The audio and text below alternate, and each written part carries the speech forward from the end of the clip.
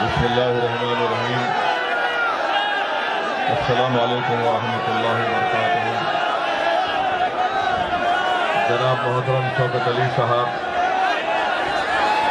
सदर उत्तर प्रदेश मजलिस इत्तेहादुल मुस्लिमीन, मोहतरम जनाब कलीम हफीज साहब,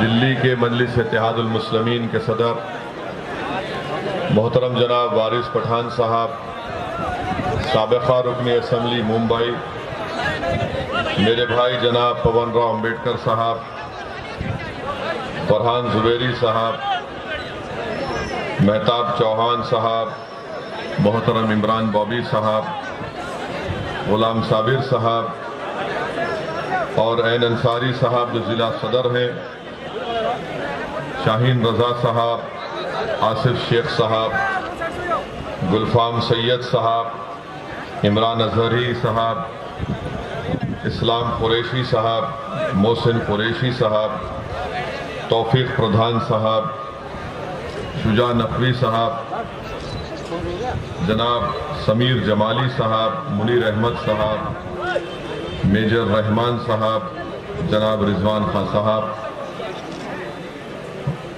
बुजुर्गों, कौम और मिल्लत के गयूर नौजवानों, मैं आप तमाम का बेहद शुक्रिया अदा करता हूँ कि आपने अपना कीमती वक्त निकालकर आज के मजलिस इत्तेहादुल मुस्लिमीन के इस जलसे में शिरकत की। अभी आपने मोहतरम जनाब शौकत साहब को उनकी बसीरत व फ़रोज़ खिताब को सुना। उससे पहले जनाब कलीम हफीज साहब और वारिस पठान साहब ने भी आपके दरमियान में आकर अपनी बात को रखा। मेरे अजीज दोस्तों और बुजुर्गों, मैं आपके सामने सिर्फ यही गुजारिश करने आया हूं कि भारत के संविधान के तहत हम तमाम को इस बात की इजाज़त दी गई है कि हम अपने पसंद के उम्मीदवार को वोट भी डालें और भारत के संविधान और भारत की लोकशाही और जमहूरियत को मजबूत करने के लिए हमको इस बात की इजाज़त दी गई है कि हम अपनी एक पसंद की सियासी क़यादत को भी बनाएं, हम अपने एक पसंद के नेता को बनाएं। और जब आपकी सियासी क़यादत और नेता बनेगा तभी जाकर आप बाबा साहिब अम्बेडकर ने जो संविधान में जिस बात का जिक्र किया, संविधान के प्रेअम्बल में, जिसमें लिबर्टी, आज़ादी, इक्वालिटी, मसावात, जस्टिस, इंसाफ, फ्रेटर्निटी, भाईचारगी, ये चारों चीज़ें भारत में अगर अक़लियतों को हासिल करना है, जिसको हिंदी में अल्पसंख्यक कहते हैं, तो उन माइनॉरिटीज़ को, अक़लियतों को ये बात आज समझने की ज़रूरत है कि जब तक आप सियासी तौर पर मुतहरिक नहीं होंगे, जब तक आप अपनी एक सियासी अहमियत को और अपने वोट की अहमियत को अगर आपको बरकरार रखना है, क्योंकि आज उत्तर प्रदेश हो या भारत के बहुत से प्रदेश या रियासतें हों, वहाँ पर भारत की सबसे बड़ी अक़लियत मुसलमान है, उसके बाद हमारे ईसाई भाई हैं, सिख भाई हैं, जैन भाई हैं। इनके वोट की कोई अहमियत नहीं रही। आज मैं बिल्कुल खुलकर आपसे कह रहा हूं, क्योंकि मैं अल्फाज चाप कर बोलना मेरी फितरत में नहीं है। मैं खरी खरी और सच्चाई को बयान करना ये मेरा मकसद रहा है। और इसीलिए जब मैं इन तल्ख और सच्चाई भरे जुमलों को अदा करता हूं तो बहुत से लोगों को पेट में दर्द शुरू हो जाता है। मगर सच्चाई ये है, आज उत्तर प्रदेश में मुसलमानों के वोट की कोई अहमियत नहीं है, आपके कोई वोट की अहमियत नहीं है। क्यों नहीं है? इसलिए कि बीजेपी को आपके वोट की जरूरत नहीं है। बीजेपी को आपके वोट की जरूरत नहीं है। आप पूछेंगे तुम कैसे बता रहे हो, तो आप देख लीजिए भारत की पार्लियामेंट में, संसद में 300 से ज्यादा बीजेपी के अरकान पार्लियामान हैं, एक भी मुसलमान नहीं है। उत्तर प्रदेश में इनके 300 एमएलए हैं, एक भी मुसलमान नहीं है। अब दूसरी जानिब आप आइए, समाजवादी पार्टी है, कांग्रेस पार्टी है, बीएसपी है, इनको ये लगता है कि मियां हमको छोड़ के कहां जाएगा।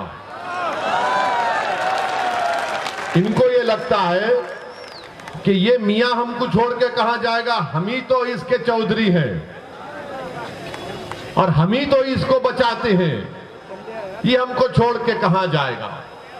तो हुआ क्या कि आप दोनों तरफ से पीछे जा रहे हैं। समाजवादी से पूछिए, कांग्रेस से पूछिए, बीएसपी से पूछिए, वो बोलेगा अरे तुम ठहरो, बाजू ठहरो, फिक्र मत करो। अगर आप बोलेंगे ये मेरा मसाइल है, ये मेरी तकलीफ है, ये मेरे मुझसे नाइंसाफी हो रही है, आप आवाज उठाओ, तो ये पार्टी कहेगी अगर हम तुम्हारे बारे में बोलेंगे तो हमको हिंदू वोट नहीं मिलेगा, इसीलिए आप खामोश बैठ जाओ। ये इनके अल्फाज हैं। अगर इस पार्टी में कोई इनका नेता मंच पर चढ़ जाता है और मंच पर सामने आकर बैठना चाहता है तो उससे कहा जाता तुम सामने नहीं बैठना, क्योंकि तुम 19% हो, जो 5% है सामने बैठेगा, जो 19% है पीछे बैठेगा। ये हकीकत है, इससे कोई इनकार नहीं कर सकता। तो अब ऐसे माहौल में जहां पर आपकी कोई सियासी अहमियत अब बरकरार नहीं रही, और अगर कोई कह रहा है कि उत्तर प्रदेश में मुसलमान अक़लियत की एक सियासी अहमियत बरकरार है, तो मैं उनके सामने बैठकर बातचीत करने के लिए तैयार हूं, मगर याद रखो 6-7 मिनट के अंदर तुम तकलीफ में आ जाओगे। मैं इतने जुमले और इतनी बातें दलाइल पेश कर दूंगा कि तुम नहीं बैठ सकोगे। अगर कोई कहेगा कि नहीं सेकुलरिज्म को जिंदा रखना है, मैं कहूंगा सेकुलरिज्म जिंदा ही नहीं है। अभी सेकुलरिज्म जिंदा नहीं है, संविधान का सेकुलरिज्म जिंदा है और जिंदा रहेगा हमेशा।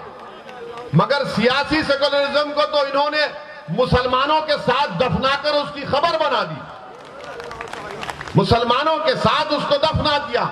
अब ये एक आकर कहते हैं कि नहीं नहीं बाबा जिंदा रखो, अभी दफनाया नहीं है, जनाजा है, तुम अपने कंधे पर उठाकर चलो इसको। ये सेकुलरिज्म का जनाजा अब हम नहीं उठाएंगे। ये सेकुलरिज्म को, अगर सियासी सेकुलरिज्म की तुम बात कर रहे हो तो हमको इसकी जरूरत नहीं है। हमको वो सेकुलरिज्म की जरूरत है जहां पर हर मजहब के लोग इत्मीनान और इज्जत के साथ अपनी जिंदगी गुजार सकें, जिसका संविधान ने वादा किया है। संविधान के फंडामेंटल राइट को आप पढ़ेंगे तो उसी में लिखा गया। मगर ये एक तरफ सियासी पार्टियां हैं, चाहे समाजवादी हो, कांग्रेस हो या बीएसपी हो, और दूसरी तरफ तो बीजेपी है। इनके पास अरे भाई इतना लंबा हो, और तुम कितना लंबा हो गए, बैठ। ये हमारे अब्बा की गलती, इतने लंबे हो गए, वरना नहीं थे हम।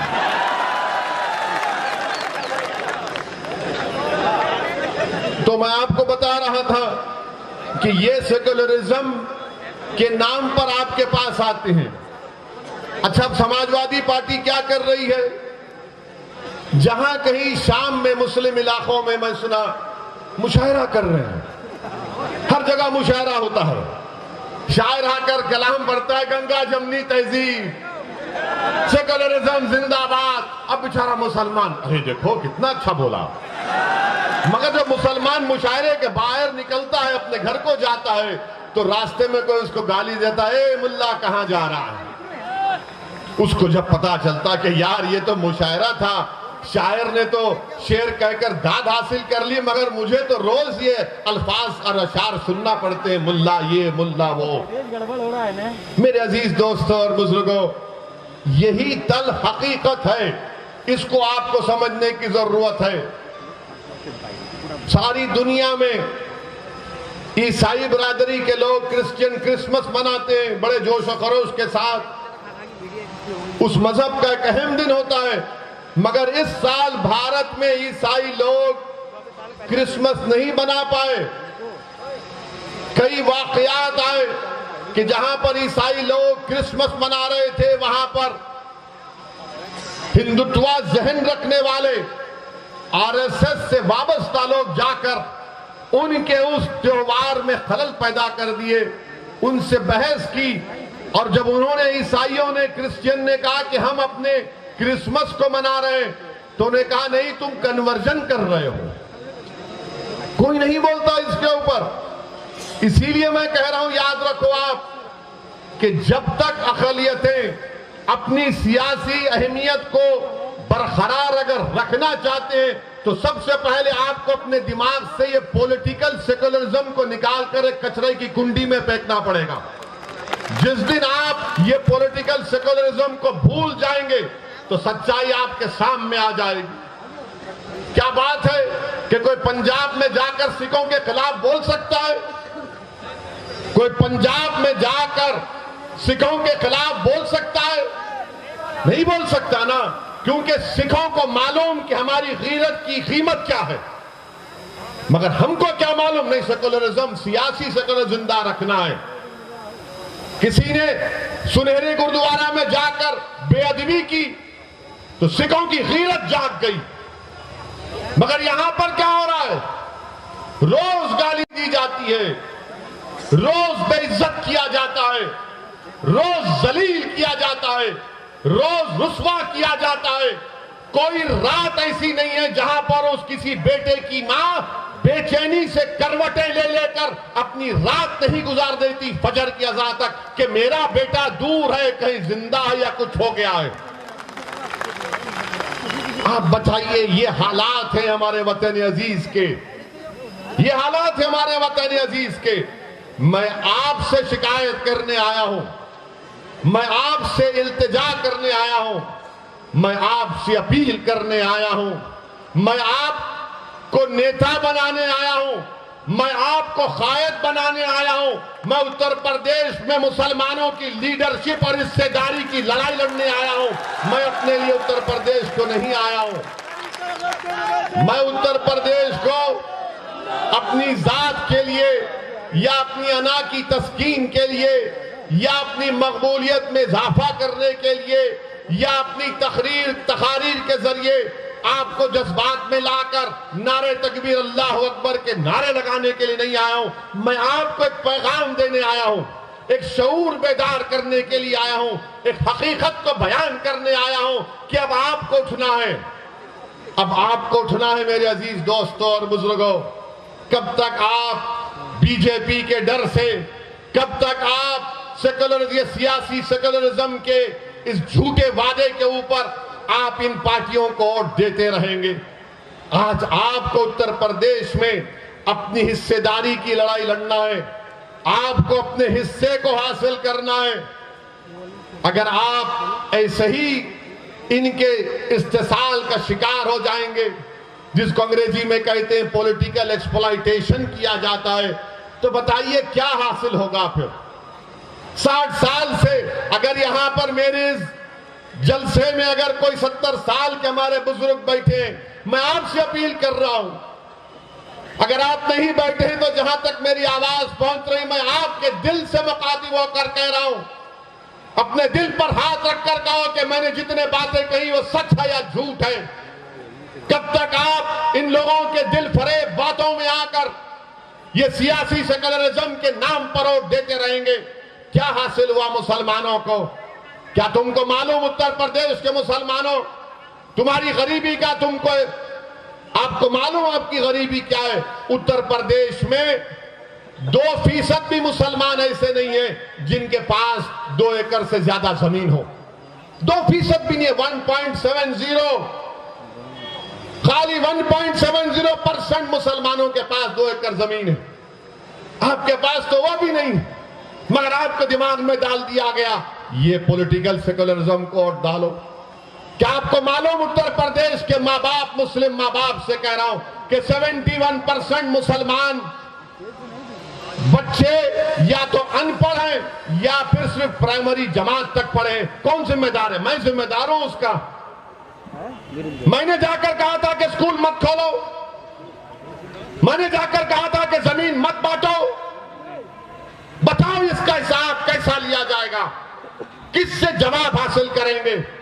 उत्तर प्रदेश की जेलों में 28% मुसलमान अंडर ट्रायल है। शौकत ने सही कहा, स्कूल खोलने की जगह थाना खुल जाता है, अस्पताल की जगह शराब खाना खुल जाता है। क्यों खुलता है? क्योंकि आपकी सियासी अहमियत नहीं रही। इनको मालूम कि मुसलमान को सिर्फ जज्बात में ला लो। मैं आपको यकीनन जज्बात में लाने के लिए कह रहा हूं, मगर जज्बात का इस्तेमाल ठोस काम के लिए होना चाहिए। और जितने मुसलमानों को आपने वोट दिया है माजी में, वो या तो बड़े बड़े फाइनेंशियल पावर रखने वाले दौलतमंद थे या फिर कोई और थे जिनका जमीन से कोई ताल्लुक नहीं था, जिनका गरीब मुसलमान नौजवानों के ख्वाबों को पूरा करने से उनका कोई मतलब नहीं था। इनको सिर्फ इलेक्शन जीतने से मतलब था।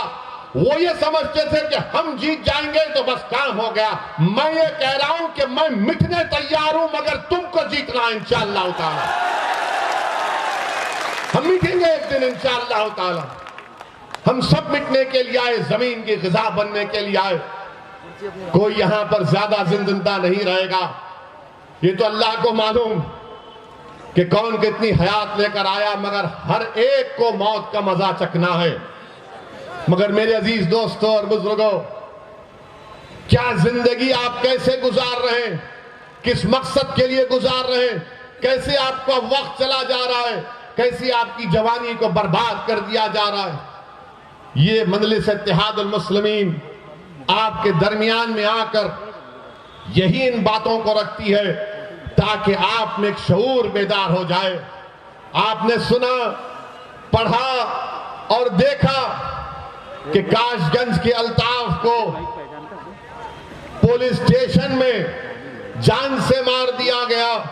कोई नहीं जाता अल्ताफ के पास, उसके घर वालों के पास। वो पुलिस स्टेशन में ले जाकर नल की टूटी से कहा गया कि उसने खुदकुशी कर ली। क्या कोई 3 फीट की नल की टूटी से खुदकुशी कर सकता है? मगर अल्ताफ की जान ले ली गई।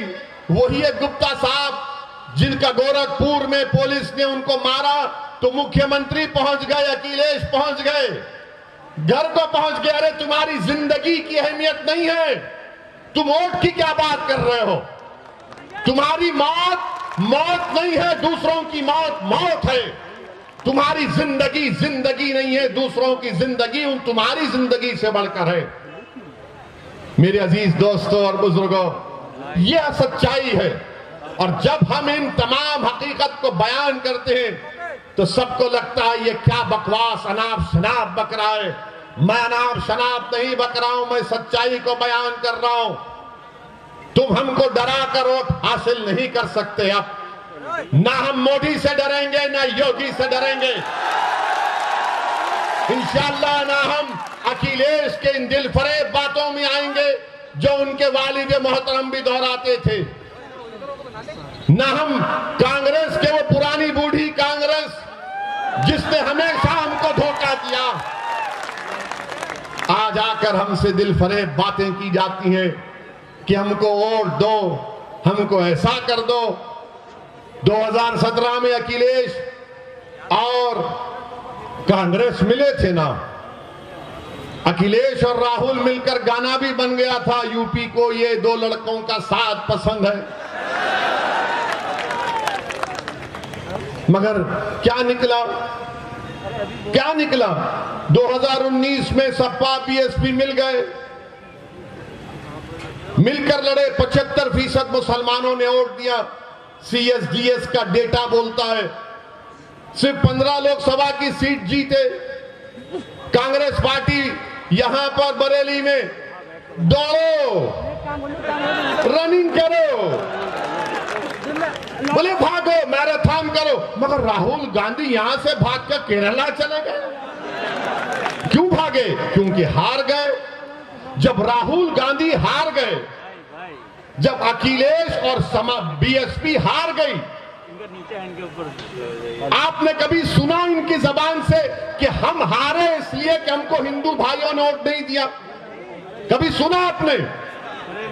कभी सुना आपने कि समाजवादी, बहुजन समाज और कांग्रेस को जो 2019 में, 2017 में, 2014 में यूपी में जो हार हुई, कभी उन्होंने कहा कि हमको यादवों ने वोट नहीं दिया? उन्होंने कहा कि हमको पासियों ने, वाल्मीकियों ने, धोबी ने वोट नहीं दिया, कि हमको ब्राह्मणों ने वोट नहीं दिया, हमको ठाकुरों ने वोट नहीं दिया, हमको हमारे बनिया कम्युनिटी के भाइयों ने वोट नहीं दिया? नहीं बोलेंगे। क्यों नहीं बोलेंगे? और जब मंजलिस इलेक्शन लड़ रही है, मुस्लिम वोट, मुस्लिम वोट, मुस्लिम वोट, ऐसा पड़े है जैसा कि तुम्हारे बाप का खजाना है मुस्लिम वोट। क्या चुनाव में सिर्फ मुसलमान वोट डालता, दूसरे नहीं डालते? दूसरे नहीं डालते वोट? क्या हम ही वोट डालते? अब ये मीडिया के लोग कहां जा रहे हैं? अब आप कहां जा रहे हैं? अब के बार सिराते मुस्तकीम के रास्ते पे जा रहे हैं। अरे ये रास्ता कठिन है, बोले आका का गुलाम है, इसके रास्ते पर ही जाएगा। अब ये हम हमारे पीछे, जहां हमारा इंटरव्यू लेते, नहीं आप मुस्लिम वोट में सेंध डाल रहे हैं, हम कहते हैं कि आप डालो ना हिंदू वोट में सेंध, कौन रोक रहा है आपको? वोटर है, किसी का खजाना नहीं है, ये आजाद है, जिसको चाहे वोट डालेगा। मगर ये पूरी तवज्जो मोदी की, योगी की, अखिलेश की, राहुल की, मायावती की, सब किस पर है? मुसलमान कहां जा रहा है? और इलेक्शन के बाद कोई पूछेगा नहीं आपको। ये 3 बंदरों की कहानी सुनी ना कभी आपने? 3 बंदर हैं, एक आंख बंद कर लेता, मुझे कोई मुसलमानों की बर्बादी नहीं देखना है। एक बंदर है जो जबान बंद कर लेता, अरे कुछ तो बोल, बोले नहीं मेरी जबान बंद है। एक बंदर है कानों में रुई डालकर बैठा रहे, देख मेरी तकलीफ सुन, मेरी बेटियों की नहीं सुनता। इलेक्शन तक आप इंसान हैं, और जैसा रमजान शुरू होगा अप्रैल में, कोई आपको पूछेगा नहीं। आज आपका इलेक्शन आ गया है, अरे मियाँ जी हमको भी दे देखो ना मियाँ जी, मियाँ जी कुछ खोरमा खिला दो, सुना है बड़ा अच्छे कबाब बनते हैं आपके पास। अखिलेश के लोग तो वो ही बोलते हैं, मगर जब अखिलेश सरकार में थे तो क्या वो स्लॉटर हाउसेस को परमिशन दिए थे? नहीं दिए, बंद करा दिए थे। मेरे अजीज दोस्तों और बुजुर्गों, इन बातों पर आपको गौर करना है। अच्छा, हमको देखिए, अब भड़काऊ भाषण हो रहा है भैया। हाँ, टोपी वाले भैया, हम सेल्फी लेंगे आपकी। आवाज लगा रहे हैं, बिल्कुल लगा रहे हैं, आपकी आवाज लगा रहे हैं। सुनिए बाप, सुनिए बाप। अब दूसरी तीसरी बात, अब इतना बोल दिए तो अब ये यहां पर कोई होगा समाजवादी का, बोलेगा देखो इतना टाइम हो गया, बाबा और ये मोदी पर कुछ नहीं बोले। अरे हम क्यों बोले? तुम और बाबा तो एक ही हो ना, तुम में उनमें फर्क ही कहां है? तुम में उनमें फर्क ही कहां है?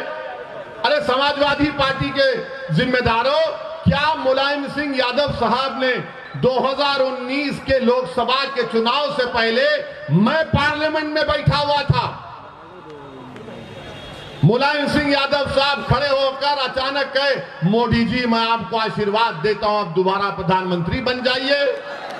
हम जब भी पूछे कांग्रेस के लोगों से, समाजवादी के लोगों से, देखो कौन बी टीम का काम कर रहा है, मुलायम सिंह बोलते हैं तो बोले नहीं बड़े बुजुर्ग हैं। अरे मेरे बुजुर्ग नहीं है मुलायम सिंह, उम्र में बड़े होंगे, मेरे बुजुर्ग नहीं है। तुम्हारे हो सकते तो तुम मानो, मैं नहीं मानता इनको, मैं किसी को नहीं मानता सिवाय अल्लाह के। मेरे अजीज दोस्तों और बुजुर्गों, मुलायम सिंह बोल दिए, कोई कुछ नहीं बोलेगा। आपके घर में शादी है, मोदी जी आते हैं तो ऐसा खुश होते हैं कि जैसा वाकई में वो दूल्हा आ गया। तस्वीर है और इनको फिक्र है ओवैसी की, ओवैसी की। अरे मुझ पर इल्जाम लगाने वालों, याद रखो मैं कोई नेक आदमी नहीं हूं, मैं खुला कह रहा हूं, मैं गुनाहगार हूं, मैं खताकार हूं, मैं सियाकार हूं, और मुझ में क्या क्या कमजोरियां हैं वो मेरा रब जानता है। मगर असदुद्दीन ओवैसी को जब मैं 3 अहादीस बार बार पढ़ता हूं अल्लाह के रसूल सल्लल्लाहु अलैहि वसल्लम की, तो मुझे एक उम्मीद नजर आती है। पहली हदीस कि जब रसूलुल्लाह सल्लल्लाहु अलैहि वसल्लम ने फरमाया कि एक महिला थी, गुनाहगार थी, मगर जब उसने रास्ते में एक कुत्ते को देखा जो प्यासा था, वो गुनाहों में लुत्फुत थी, मगर उसने उस कुत्ते को अपने कपड़े पल्लो डालकर अपनी जूती से पानी निकालकर उस कुत्ते की प्यास बुझाई, तो आका सल्लल्लाहु अलैहि वसल्लम ने फरमाया कि वो जन्नत में जाएगी। दूसरी हदीस हजरत अनस रज़ियल्लाहु तआला अन्हु रिवायत करते हैं कि एक सहाबी ने आकर पूछा, या रसूलल्लाह सल्लल्लाहु अलैहि वसल्लम क़यामत कब आएगी? रहमतुल्लाह अलमीन कमली वाले ने पूछा, तूने उसके लिए क्या तैयारी की? तो कहा ज्यादा आमाल नहीं है, हसनात नहीं है, ज्यादा ज़कात सदकात नहीं है, मगर मैं आपसे बेइंतहा मोहब्बत करता हूं। तो आका ने फरमाया कि तू मेरे साथ होगा। असदुद्दीन ओवैसी के पास कुछ नहीं है, मगर एक दावा तो कर सकता हूं कि मैं रसूलुल्लाह सल्लल्लाहु अलैहि वसल्लम को बेपनाह चाहने वाला हूं। आज दुनिया में मुझे मोहब्बत मिले या ना मिले, मगर उस दिन तो मिलेगी इंशाअल्लाह ताला। और तीसरी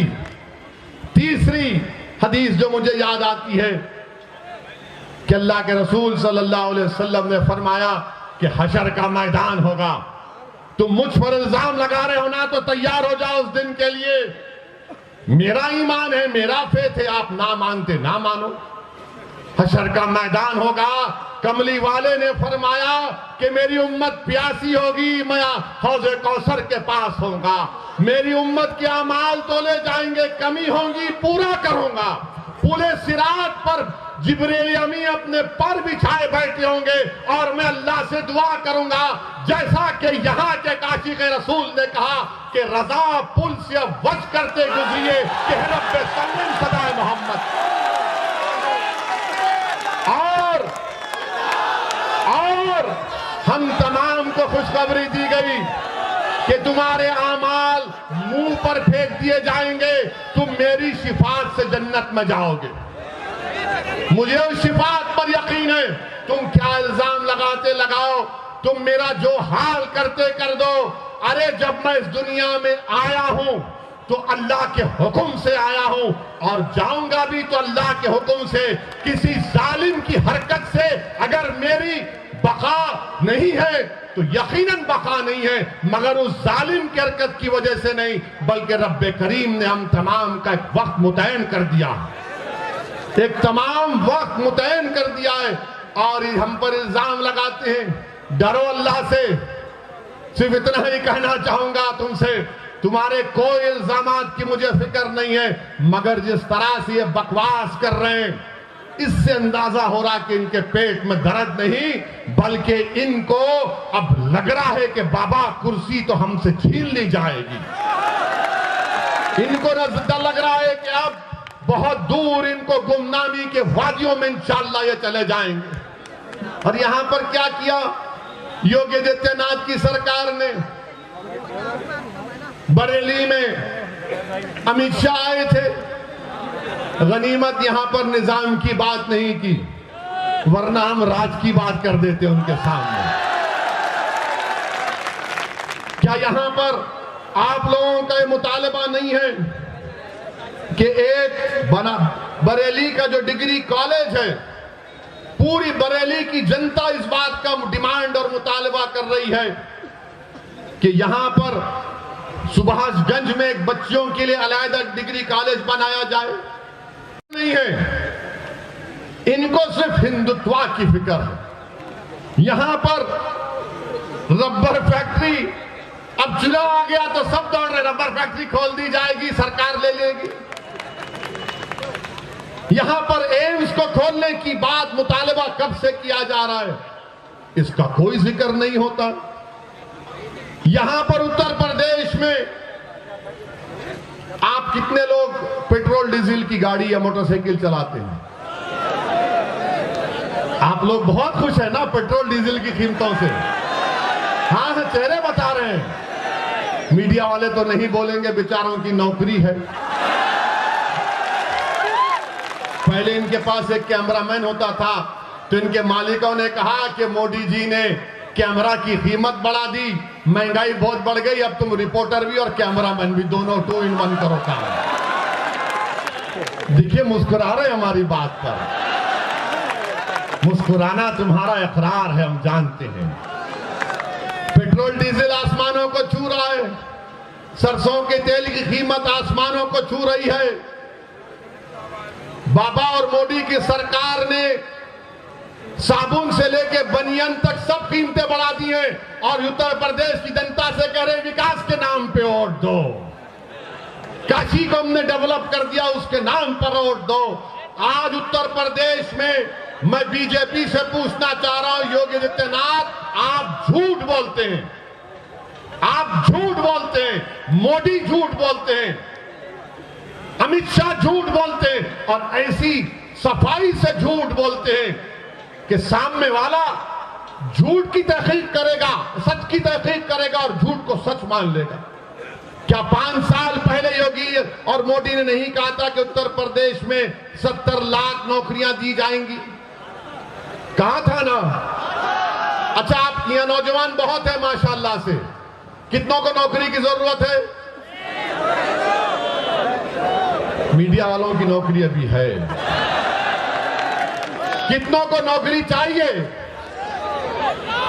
अब आप बताओ सच। ये कहते हैं कि हमने 6 लाख को दिया। अरे कितना फेंकते हो यार। 70 लाख नौकरियों का वादा 5 साल पहले किया गया था और 5 फरवरी 2020 की विधानसभा में उठाकर देखो आप, योगी आदित्यनाथ के एक मंत्री ने विधानसभा में खड़े होकर कहा कि उत्तर प्रदेश की अनएम्प्लॉयमेंट रजिस्टर में 33 लाख नौजवानों के नाम है जिनको रोजगार की जरूरत है। झूठ पे झूठ, सिर्फ झूठ पे झूठ। बीजेपी सिर्फ हिंदुत्व के नाम पर इलेक्शन लड़ना चाहती है। बीजेपी मुसलमानों से नफरत और खौफ दिखाकर सत्ता को हासिल करना चाहती है। इनके पास डेवलपमेंट के नाम पर कुछ नहीं है, कुछ नहीं है डेवलपमेंट के नाम पर, मगर बोले जा रहे हैं। अभी आपने सुना कि वारिस पठान ने कहा कि पूरे भारत में तीसरा गरीब प्रदेश अगर कोई है, झारखंड बिहार के बाद तो उत्तर प्रदेश। मगर फिर भी विकास हुआ है। कहां का विकास हुआ हमको नहीं मालूम। हाँ, विकास किसका हम जानते हैं, जो नफरत फैलाते उनका विकास हुआ है। जिन्होंने भारत के मुसलमानों का नरसंहार करने की बात की उनका विकास हुआ है। जो भारत के संविधान को, अंबेडकर के बनाए हुए संविधान को अपने संविधान से संघी संविधान बनाना चाहते हैं, उनका विकास हुआ है। हरिद्वार में धर्म संसद, हरिद्वार में धर्म संसद, रायपुर छत्तीसगढ़ में कांग्रेस की सरकार, वहां धर्म संसद। क्या बोला जाता है इन दोनों धर्म संसद में? तुमने पढ़ा कभी? उस धर्म संसद में कहा गया हरिद्वार के कि भारत के मुसलमानों का हाल रोहिंग्या मुसलमानों की तरह कर देना चाहिए। हरिद्वार के धर्म संसद में कहा गया कि भारत की मिलिट्री को इस्तेमाल करके मुसलमानों को मारना चाहिए। उस हरिद्वार के संसद में कहा गया कि एक एलटीटी का प्रभाकरण की तरह कोई पैदा हो जाए जो 20 लाख मुसलमानों को मार दे। रायपुर में कहा गया, छत्तीसगढ़ छत्तीसगढ़ में कि इंसानियत को बचाना है तो मुसलमानों को खत्म कर दो भारत से। कोई गिरफ्तारी हुई अभी तक? हरिद्वार में गिरफ्तारी हुई, रायपुर में हुई एक की, मगर किस उन्मान पे गिरफ्तारी हुई रायपुर में कि उन्होंने गांधी को नाम शनाब कहा। अरे तुमको अगर गांधी से मोहब्बत है तो सुनो जालिमों, जो धर्म संसद के नाम पर भारत में नफरत फैला रहे हो, गांधी को क्यों मारा गया था? गोडसे ने गांधी को क्यों मारा? इसलिए मारा कि उसने कहा कि गांधी मुसलमानों की तारीफ की बात करता है, इसीलिए गोडसे ने एक ज़ईफ आदमी के सीने में गोलियां मार दी। अगर गांधी से मोहब्बत है तो गिरफ्तार करो पूरों को। ये कांग्रेस जो आज ये ड्रामा करती है रनिंग कंपटीशन का, तुम्हारी रियासत में जहां पर तुम्हारी सरकार है, तुम्हारी हुकूमत ने सरकारी फंक्शन में तुम्हारी हुकूमत पैसे देती है, उसमें कहा जाता है कि इंसानियत को बचाना है तो मुसलमानों को मार दो। शर्म आनी चाहिए इन लोगों को, शर्म आनी चाहिए। याद रखो, अगर मुसलमानों को कोई मारेगा तो मुसलमान को नहीं, तुम भारत के दुश्मन हो। मुसलमानों को सफेदी से मिटाने की बात अगर कोई भारत में करेगा तो भारत के संविधान का दुश्मन है। अगर कोई मुसलमानों को रोहिंग्या मुसलमानों की तरह उनका हाल करने की बात करेगा तो तुम दुश्मन हो अल्लामा फजल खैराबादी के, तुम दुश्मन हो मुजाहिदीन आजादी के, जिन्होंने इस मुल्क को आजाद कराने के लिए अपनी जानों को कुर्बान किया। तुम दुश्मन हो, तुम नफरत करते हो उन मुस्लिम उलमाओं से जिन्होंने अंग्रेजों की इस गुलामी के खिलाफ जिहाद का फतवा दिया था। मगर हमको मिटाने की बात हो रही है।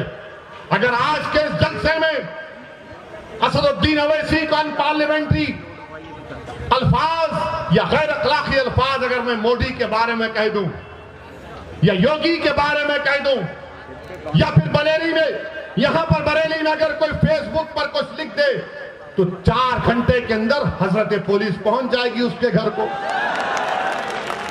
और बोलेगी बेटा चल तेरे को दामाद बनाना। मगर ये सब बोलेंगे, ये बोलेंगे तो पुलिस क्यों नहीं करती इनके खिलाफ? इनको दामाद क्यों नहीं बनाती? क्या ये तुम्हारी नाजायज औलाद है जो बकरी हरिद्वार छत्तीसगढ़ में? हम के कानपुर की तकरीर में एक 80 साल के मुसलमान को एक दलित पुलिस के ऑफिसर ने खामोशी से लाकर कागज पर लिख कर दिया कि बोलो इस पर अवैसी तुम। एक 80 साल के मुसलमान को जिसकी दाढ़ी है, उसको एक मुकामी थानेदार ने उसकी दाढ़ी को खींचा, उस पर पेशाब करवाया। तो हमने कहा कि कब तक रहेंगे इख्तिदार की कुर्सियों पर बैठने वाले, चाहे ओवैसी हो, चाहे मोदी हो या योगी हो। तो सबको दर्द हो गया। इसने हिंदू धर्म के खिलाफ कहा, अरे जालिमों, मैं किसी धर्म के खिलाफ ना था, ना कभी हूं, ना कभी रहूंगा इंशाअल्लाह ताला। भारत का संविधान मेरे लिए अजीज है और भारत के संविधान में तो उसको भी इजाजत है जो किसी खुदा, भगवान, अल्लाह, जीसस को नहीं मानता। मगर इनका क्या है? नहीं, हर चीज को इधर जोड़ देते। याद रखो, ये सच्चाई है मेरे अजीज दोस्तों और बुजुर्गों। बीजेपी इस मुल्क में खुलकर हिंदुत्व की पॉलिटिक्स कर रही है, इससे कोई इनकार नहीं किया जा सकता। मगर मैं भारत के मुसलमानों से, हमारे भारत के उन दलित भाइयों से जो अंबेडकर को आज भी अपना आइडियल मानते हैं, हम भारत के हमारे हिंदू भाइयों से जो नेहरू और सुभाष चंद्र बोस की कुर्बानियों को नहीं बोले, मैं उनसे अपील कर रहा हूं कि आपको उठना पड़ेगा, आपको रोकना पड़ेगा। अगर आप समझते हैं कि आपको मदद की जरूरत है तो असदुद्दीन अवैसी आपके साथ कंधे से कंधा मिलाकर खड़े रहने को तैयार है।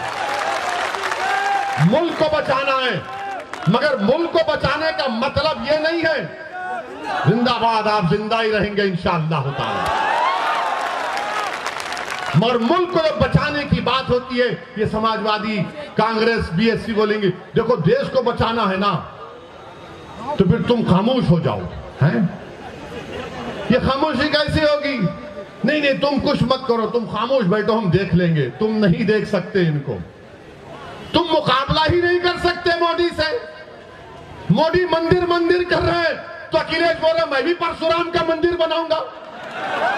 बोलते हैं ना, आपका मजहब है, चलिए हमको इतराज नहीं है, मगर मुल्क में लड़ाई क्या है? योगी आदित्यनाथ ने अपनी तकरीर में कहा राहुल गांधी के बारे में कि राहुल गांधी किसी मंदिर में गए तो उनको मंदिर के आधार नहीं मालूम था। तो बाबा ने कहा कि ऐसा बैठे कि मंदिर के किसी पुजारी ने कहा अरे ये मंदिर है मस्जिद नहीं। मुझे यकीन है कि मंदिर के पुजारी ने इस तरह नहीं कहा होगा, क्योंकि जब किसी की इबादत गाह में जाता है तो खुदा की इबादत करने के लिए जाता है। लोग दरगाह को आते हैं आला हज़रत के, आते हैं ना, तो क्या पूछा जाता है? क्या पूछा जाता है? आते हैं, अकीदत है, किसी मजहब का आता है। मगर योगी ने खैर इजाफा कर दिया।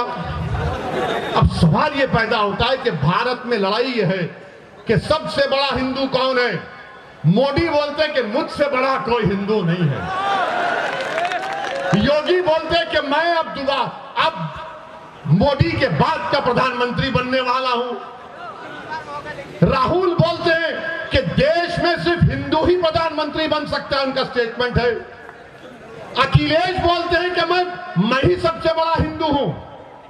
हम इन तमाम से कहना चाह रहे हैं, दोबारा कह रहा हूं, आप लोग मोदी जी, योगी जी, अखिलेश जी, राहुल जी एक कमरे में बैठकर, वैसे तो बैठते जरूर हैं, बैठते जरूर हैं। हमारे हैदराबाद में कहावत है, मैं तेरी पीठ खुजाता हूं तू मेरी पीठ खुजा, कहते हैं। आप बैठकर तय कर लीजिएगा सबसे बड़ा हिंदू कौन है, मगर वो भी नहीं करेंगे। और फिर अभी आप देखो, एक बीजेपी के एमपी हैं राज्यसभा के, उनका नाम शायद हरनाथ साहब है। उन्होंने बीजेपी के सदर को खत लिखा और कहा कि श्री कृष्णा मेरे ख्वाब में आए और मुझसे कहा कि बाबा योगी आदित्यनाथ को मथुरा से विधानसभा का चुनाव लड़ाओ। तो अखिलेश भैया बोले हाँ मेरे ख्वाब में भी आए थे। अखिलेश ने कहा मेरे ख्वाब में भी आए थे और आकर मुझसे कह दिया कि तू ही सत्ता में आ रहा है। अब आप बताइए, पार्लियामेंट संविधान में आर्टिकल 51 है जो कहता है कि इंसान को मजहब ही रह सकता है, नहीं भी रह सकता है, मगर एक साइंटिफिक टेम्परामेंट डेवलप करना है, एक साइंटिफिक टेम्परामेंट। उत्तर प्रदेश का चुनाव हो रहा है या किंडरगार्टन का कोई ड्रामा हो रहा है यहां पर? इनको ख्वाब में ये दिख कर आए, इनको ख्वाब में वो दिख कर आए। तो मुसलमान के ख्वाब क्या है बोलता हूं मैं आपको। हमारे ख्वाब तो छोड़ो, हर मां रात भर सोचती है कि कल खाना क्या खिलाऊंगी मेरी बच्चे को। हर बीवी ये सोचती है कि कल जब मेरा शौहर घर से निकल कर जाएगा, जानवर बेचने गांव में जाएगा, तो क्या जिंदा वापस आएगा या लाश उसकी आएगी। हर बेटा ये देख रहा है कि मेरी आमदनी कम हो गई, इतनी कम हो गई कि मैं आज के इस उत्तर प्रदेश और भारत में अपने बाप से कम आमदनी को कमाता हूं।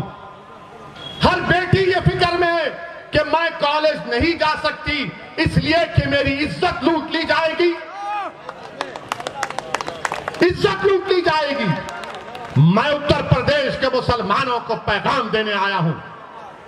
मैं आपको खोलकर कह रहा हूं कि आपको ख्वाब देखना है अब इंशाअल्लाह ताला, आपको ख्वाब देखना है इंशाअल्लाह ताला। मगर कोई कहेगा ओवैसी अगर ख्वाब को बयान कर दूंगा तो कहीं समाजवादी और कांग्रेस और बीजेपी मेरे ख्वाबों को चूर तो नहीं कर देगी। नहीं करेगी इंशाअल्लाह ताला। तुम ख्वाब तो देखो, तुम ख्वाब तो देखो ना।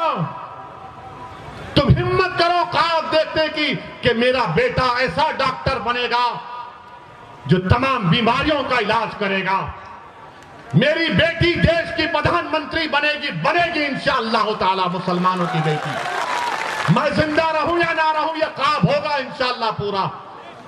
तुम ख्वाब देखो कि मेरा बेटा या बेटी साइंटिस्ट बनेगी तो वो कैंसर की दवा निकालेगी, मेरा बेटा या बेटी वकील बनेगी तो दलितों पर, मुसलमानों पर, हिंदुओं पर, आदिवासियों पर जुल्म होगा तो उनके हक के लिए लड़ेगा, दुनिया का मायनाज वकील बनेगा। ये ख्वाब देखो आप, इन ख्वाबों को देखना है आपको। तुम ख्वाब देखो कि उत्तर प्रदेश में मुसलमान अपना हिस्सा लेकर रहेंगे इंशाअल्लाह ताला। हम अपना हिस्सा लेकर रहेंगे, हम हिस्सेदारी की लड़ाई लड़ेंगे। तुम ख्वाब देखो कि उत्तर प्रदेश की विधानसभा में असदुद्दीन ओवैसी से ज्यादा काबिल और नेक ऐसे हमारे 15 एमएलए जाएंगे जो हमारी बात करेंगे, गरीबों की बात करेंगे, ईसाइयों की बात करेंगे, मुसलमानों की बात करेंगे, कमजोरों की बात करेंगे, बेवाओं की बात करेंगे, यतीमों की बात करेंगे, पुलिस के जुल्म का शिकार होने वालों की बात करेंगे। ये पैगाम है, ये ख्वाब आपको देखना है। क्या आप ये ख्वाब देखेंगे? क्या आप ये ख्वाब देखेंगे? क्या आप इन ख्वाबों को पूरा करेंगे इंशाअल्लाह? तो मेरे दोस्तों, ख्वाब कैसे पूरे होते हैं? सिर्फ ख्वाब देखकर हाँ अच्छा दिखा नहीं, ख्वाब जब देख लिए तो उसको पूरा करना है, जुस्तजू करना है, मेहनत करना है और अल्लाह से भीख मांगना है रसूलुल्लाह सल्लल्लाहु अलैहि वसल्लम का वसीला देकर। जिस तरह किसी आशिक ने कहा था कि चमक तुझसे सब पाते हैं पाने वाले, मेरा दिल भी चमका दे चमकाने वाले। अल्लाह चमकाएगा तुम लोगों को इंशाअल्लाह ताला। तुमको असदुद्दीन ओवैसी की जरूरत नहीं है, तुम सिर्फ ठान लो कि मैं भारत में चमकूंगा, मैं भारत को अपने नूर से, अपने इल्म की नूर से, अपने ईमान की नूर से, अपने किरदार की नूर से और सबसे ज्यादा अपने बेबाकी और अल्लाह पर तवक्कल करके इस मुल्क में और अमन को फैलाऊंगा और अपने हक को हासिल करूंगा। ये ख्वाब पूरा होगा इंशाअल्लाह ताला। मेरे अजीज दोस्तों और बुजुर्गों, मेरे अजीज दोस्तों और बुजुर्गों, इन ख्वाबों को पूरा करने के लिए विधानसभा के चुनाव में उत्तर प्रदेश के मुसलमानों को मुत्तहिदा अपने वोट का इस्तेमाल करना पड़ेगा। हम भी चाहते हैं, हमारी भी कोशिश है, हमारी भी दुआएं हैं कि अल्लाह सुब्हाना व तआला बीजेपी को उत्तर प्रदेश में शिकस्त दे दे, दोबारा यहां पर बीजेपी की सरकार ना बने और यहां पर मुसलमानों की एक हिस्सेदारी की बात करने वाली पार्टी के उसके जिम्मेदारान विधायक बनकर असेंबली में, विधानसभा में जाए। ये भी हमारा ख्वाब है। अब ये ख्वाब अखिलेश का क्या है नहीं मालूम, बिल्ली के ख्वाब में छिछड़े ही नजर आते हैं।